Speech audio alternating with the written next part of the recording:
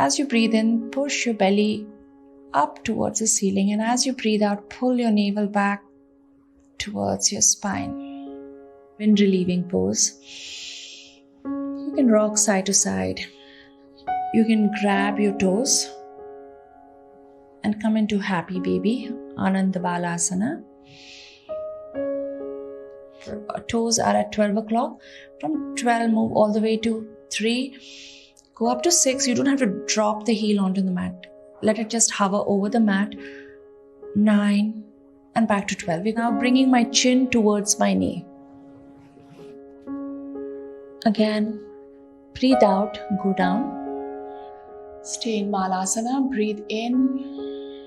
Again, belly moves forward, breathe out.